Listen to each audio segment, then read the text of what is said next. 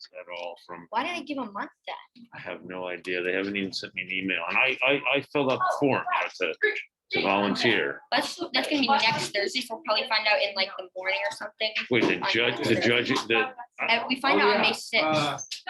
Yes, I think that's the. I'm wondering if it's this weekend. You know what? I'm gonna reach out to Whitney and ask her. Okay. What?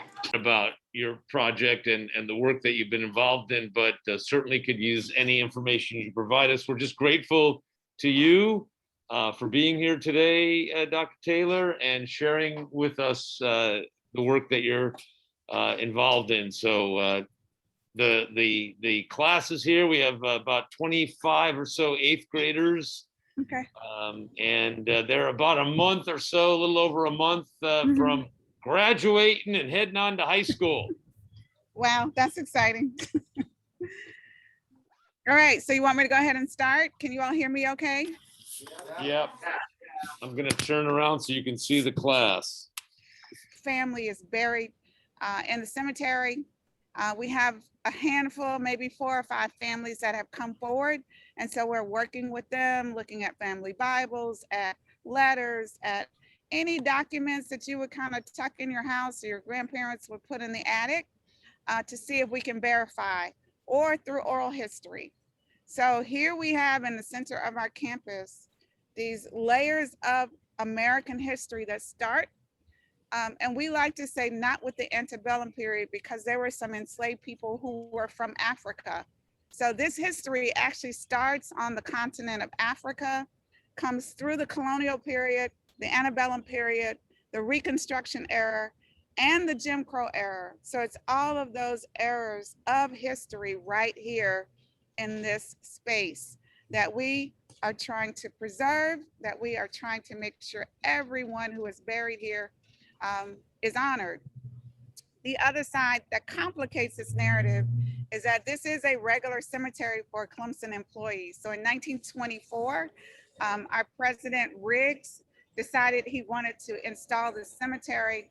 So white employees were allowed to be buried here during the Jim Crow era, during segregation. And now anyone who works at Clemson for a certain number of time, I think it's 20 years, can have a spot. The spots are free, but right now there's a moratorium on burials, and no one is able to be buried until we can kind of figure out where the graves are, and if they're bumping up on any of the graves that have been allocated or where people are already buried. So that kind of is the story in a nutshell. And if you all can't hear me, I can move. They're out here doing some work in the cemetery. I thought it would be quiet, but maybe that wasn't such a good idea. We can hear you very well. Okay, I'm glad. All right. So do you have questions about the cemetery and what you're studying in your social studies classes? Natan? Yeah. How would you honor the people who you can't necessarily like locate their exact grave, or if you don't know their name, what are some ways that you can still honor them? That's a great question. We actually can locate their exact graves. With the ground penetrating radar, it gives us the exact location, and we know the dimensions of the grave. So we know where the graves are. So some of the things that we're thinking about doing is in some African-American burial grounds, they're starting to put solar powered lamps on the graves that light up at night. We're considering that. We're also just considering getting markers and putting different sayings on them that are associated with African and African-American traditions. We are also thinking about restoring the cemetery to a historic cemetery. Back during the antebellum and the Jim Crow era, if you were poor and you couldn't afford a granite marker with your name on it, you would just find a beautiful stone from the field, and you would use that as a headstone and a footstone. So we're considering the possibility of resurrecting that idea of using field stones to mark the graves if we can find a way to secure them. But those are 3 ideas that are on the table right now, but we're just starting the preservation plan. So I'll email your professor in December after we get that plan in place and tell him what we decided. Ezra, why don't you come on up, talk to the computer? I was wondering, you said that the graveyard is only about an acre, but if you keep finding like people's graves, is the graveyard going to expand, or is it just going to get more crowded and crowded and crowded? So the 1 acre part that I mentioned was the area where they dug up some graves in one part and removed them there. And so this is where this narrative gets a little complicated. Instead of my university explaining what happened, they kept that information from us. So we had no idea there was a second cemetery area where graves were until last summer. They were pretending that that 1 acre area was the only area where there were graves. So once our research started and we learned that the backside of the cemetery had also been used to bury African-American people, this whole area is actually about 16 acres. So it's much, much larger than that 1 acre little spot over on the south side. So all of those extra graves that I was talking about have been found throughout that 16 acre area, the larger area. They're on the hillside coming into the cemetery. They're interspersed among the marked graves. They're on the back side of the cemetery going back toward the lake and the river. They're everywhere. The stadium is right next to the cemetery. I'll see if I can, oh, you can't see it because of the trees. Our football stadium is right next to our cemetery. There used to be a tree line that went to the field. We believe there were graves probably on that tree line because they go all the way to the edge of the road. So we think that some of the graves were lost, but that this whole big hill, this 15 acre area was a large cemetery. So that's kind of the discrepancy with that 1 acre versus 15 acres. We have a question in this class, Jaden, come on up, Jaden. Thank you. How many people have you identified? Oh, We actually, that's also an interesting question. And I tell people I'm an English professor, but now I'm beginning to feel like I'm an archaeologist and an anthropologist and, you know, you name it. So one of the things that has happened is that I have had to learn a lot about bodies and the decomposition process. So what happens in the acidic soil that we have here in South Carolina is that after about 50 years, the body starts decomposing. After 100 years, all that's left is fingernails, toenails, little bone chips. So there's no way for us to dig up the graves and find remains and try and figure out who's there. So the best way for us to do that is going to be for family members to come forward and say, we think our relatives are buried in the cemetery. So we have about 4 or 5 families to date who had relatives who lived on campus during the time that the cemetery was being used, who believed that their families were buried in the cemetery. So we're working with them to see if we can find any documentation, including oral history, that would enable us to say pretty definitively that they were buried there. Unfortunately, there are no records of burials that we have been able to locate, but we very much so hope that that will happen as we continue our research. Other questions? Do you have another question in your room, Ms. Daniels? Oh, go ahead, Kaden, come on up. I have a question, but I'll wait my turn. have you uncovered any interesting stories in your research? Yes, lots of stories. And my computer battery is about to go out, so I'm going to switch over to my phone.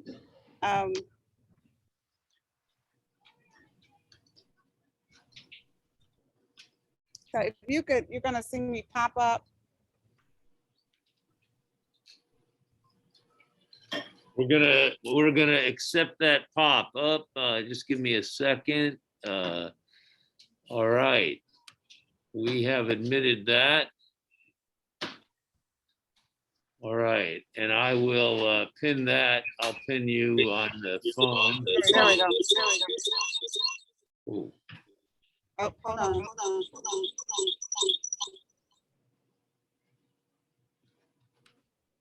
Okay, All right, there we we go. got you.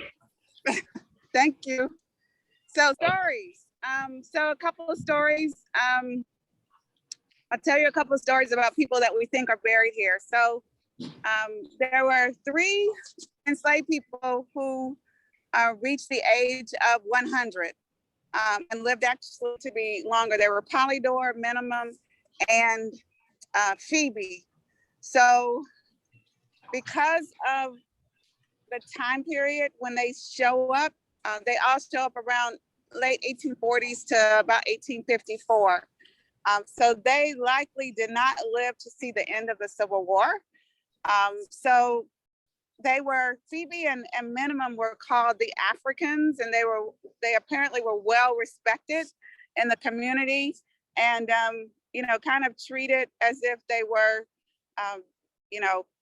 royalty was a word that a white person used who came to the plantation around that time. But more likely than not, they are buried in the cemetery. Phoebe, 100 years old, she shows up on a deed in 1854 when the plantation is sold. I very seriously doubt if she lived another 10 years to see freedom after the Civil War. She's a highly likely candidate for being buried in the cemetery. So we have these little anecdotal stories about people who were enslaved on the plantation, who more likely than not are buried here. The convict laborers, I found out a little bit about them. They die from everything of walls caving in on them when they're digging dikes to tuberculosis. There are diseases that outbreak in the penitentiary, and there was a TB outbreak in the penitentiary, and several of the convicts died. While they were working at Clemson, they wouldn't have carried their bodies, their remains anywhere because it's 1890s, and that's very expensive. So the archivists have told us that more likely than not, they would have been buried here.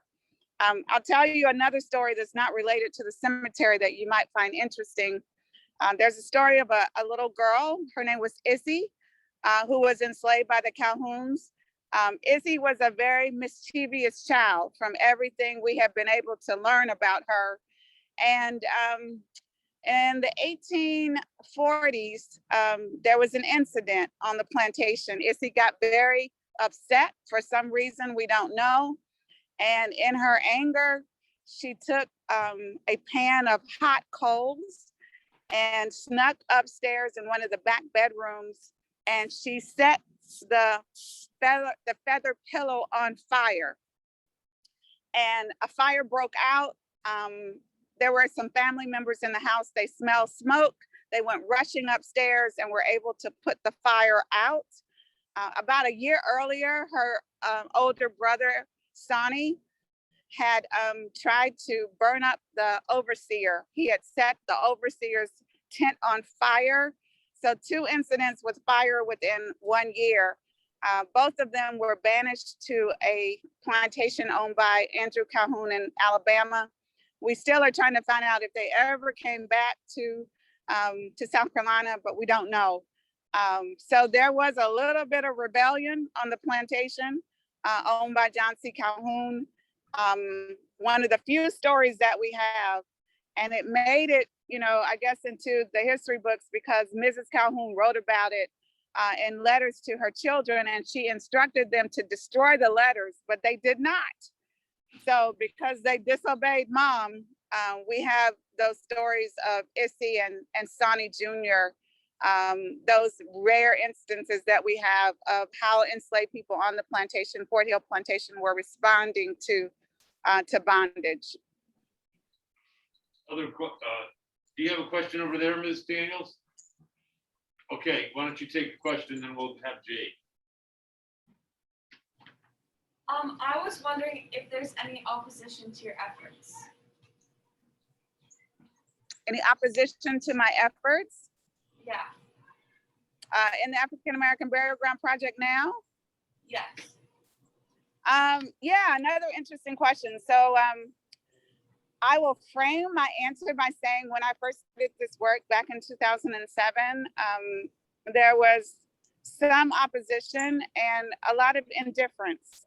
I think people hoped that I just would get frustrated because most people were ignoring me. I found it hard to work on a plantation and not talk about the fact that we were built on a plantation and that there was so much emphasis and reliance on Black labor for Clemson to come into being.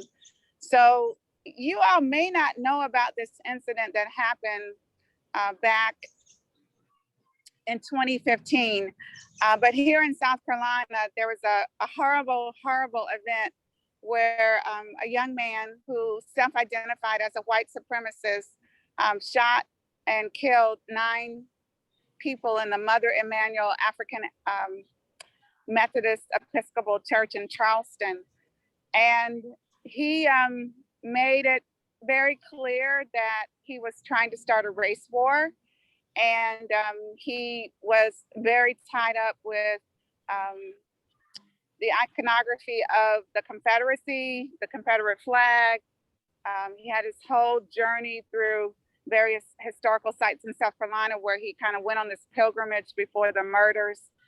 That was kind of this moment in South Carolina history where everyone took a look and said, maybe we should do more. Maybe we should kind of look at this history and engage with it. So Clemson was one of those institutions that decided to look at its history a little closer and tell the complete story is what our trustees said they would do. Unfortunately, they didn't go completely down that road. So they said they wanted to tell the complete story, but we didn't. So when our students were the ones that brought this neglect of the African American burial ground to our attention. So one thing that I want to say to you all as you're thinking about going to high school and later to college is never underestimate the power of your voice as young people. It was our students at Clemson. They like to say, well, Dr. Thomas, you were the one who did all the work and we just kind of brought attention to it. And I said, yes, but together, it was the students who got the attention of our administration so that we could have this project. I was able to put a historical marker up here in the cemetery, but that was as far as they were willing to go in 2015. But here we are 6 years later, and with the advocacy of students working with me and our university historian and our campus planners and facilities, we were able to get a little bit more traction and move this project in the direction that it needed to be moved in. The other thing that has happened is that there are lots of universities across the nation, especially on the East Coast where I am, that have this history of slavery. And many of them are saying, as universities, we need to reckon with this history. So universities are very competitive about everything.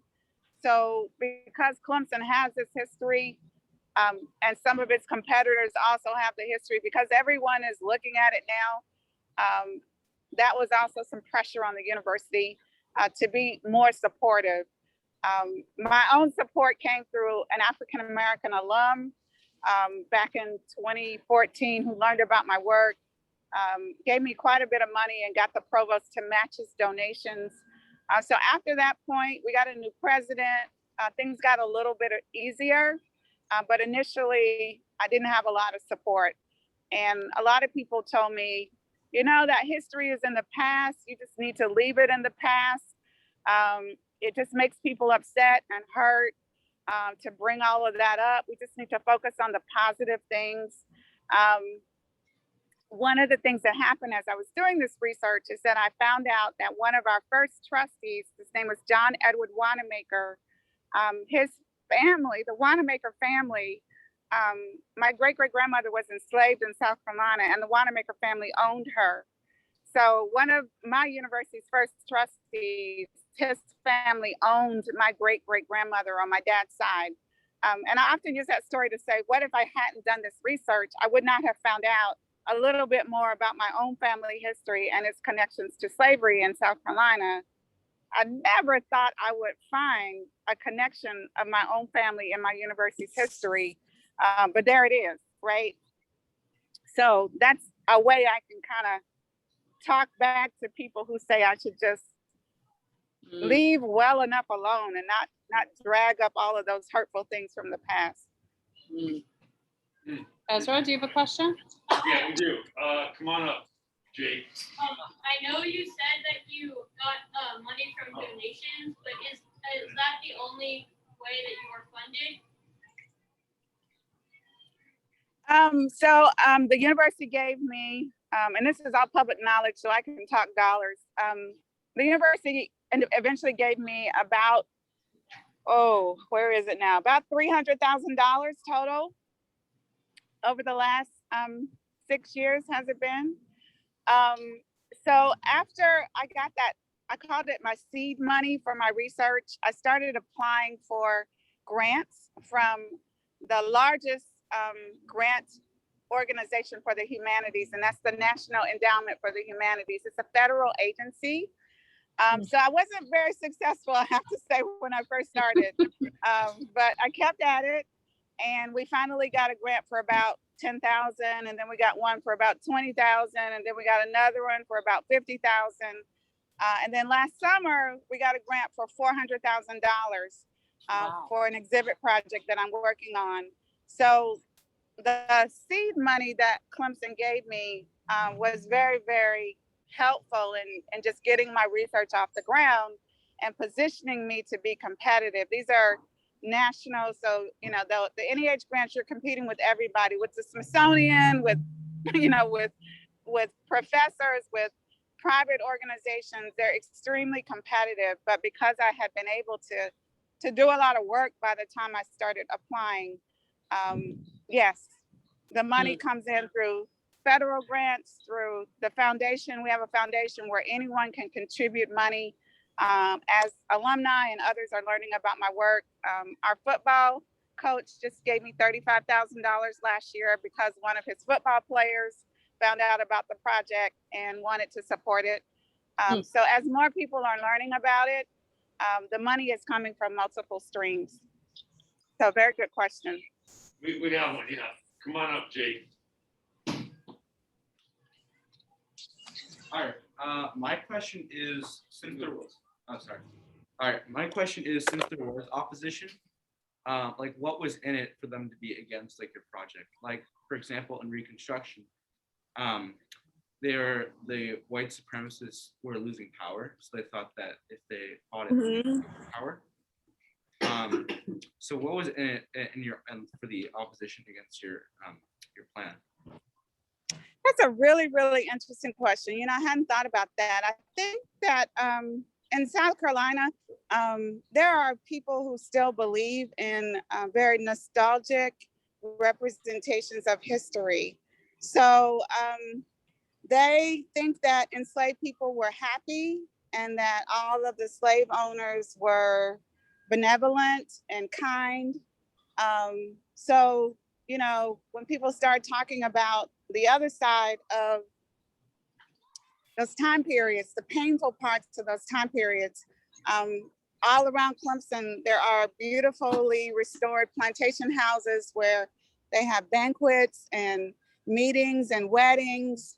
And so that's the way people want to remember that time period, right? As this time where, people ate well and they lived well, and these plantations were more like gardens. And so when I start talking about the complexity of that time, including the pain, I think personally for people who've grown up believing the mythologies associated with the lost cause, it's part of your identity. So if that is not true, then you've got to say people either intentionally lied to me or they intentionally kept me in the dark. And my students have, kind of mini identity crisis when they take my classes because they're angry and they're frustrated and sometimes they're downright resistant because it's different from what they've been taught. So I think the essence of my answer is that sometimes it's tied up with self-identity, that, you're a part of a community that believe that. It's your parents and your grandparents and your pastors and your neighbors. And then there's this African-American woman who is telling you something different and she's backing it up, right, with primary sources. And it's unsettling because it gets at the core of who you thought you were and you realize that's not who you were. That's not what American history is. And I think it's more so of, you have to look at yourself differently. You have to look at the world critically.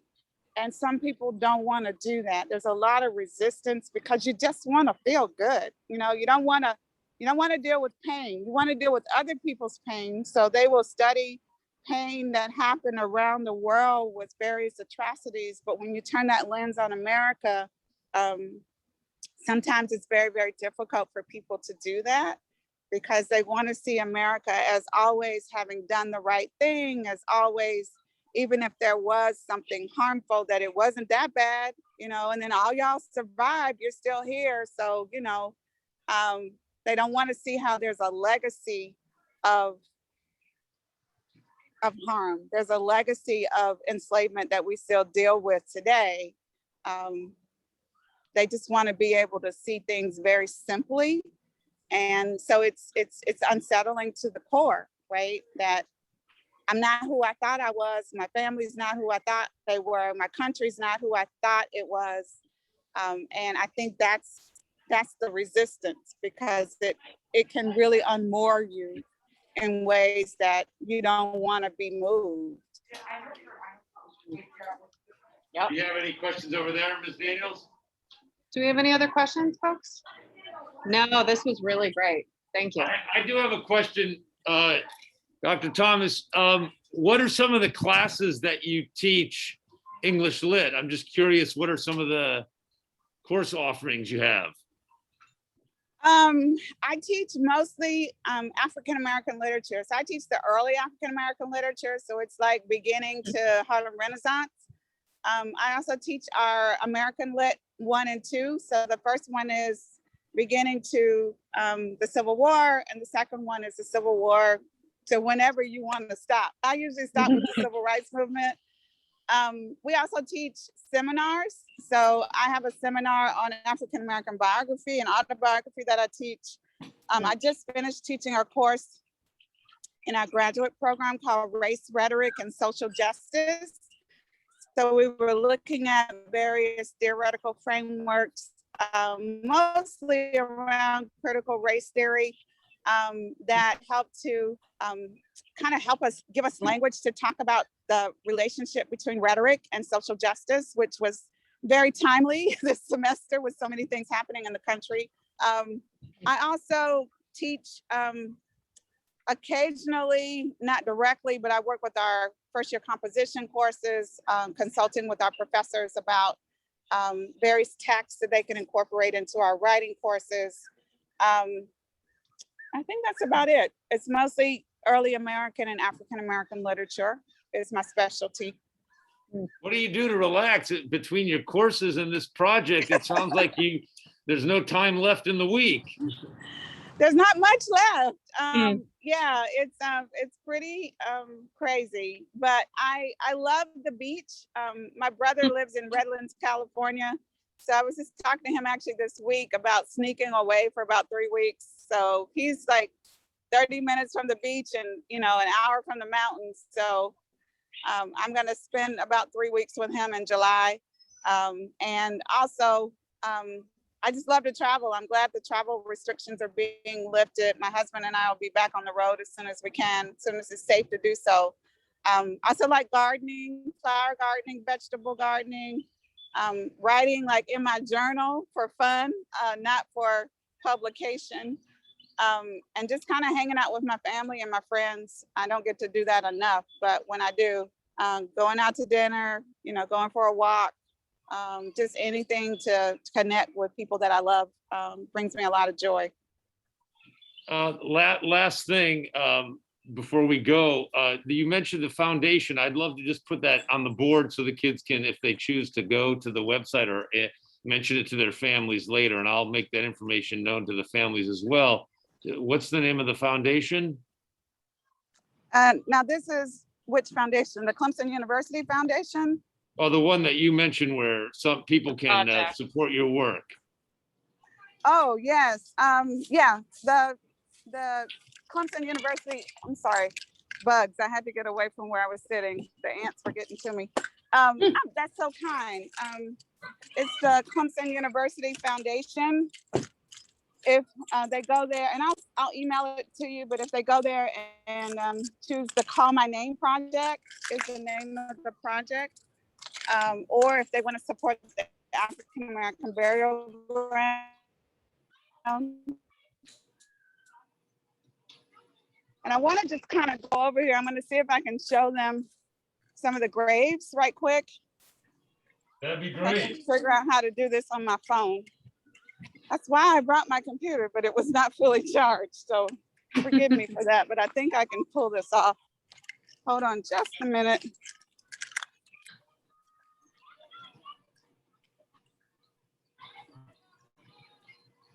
What do I need to do? I need to do this. All right. So here is a sign. I think you all can see that. Yep, yep, we can see that very clearly. So these were just put up last summer after they found all the graves. Now I'm going to walk over to this area where there's clusters. So look for the white flags with the pink ribbons.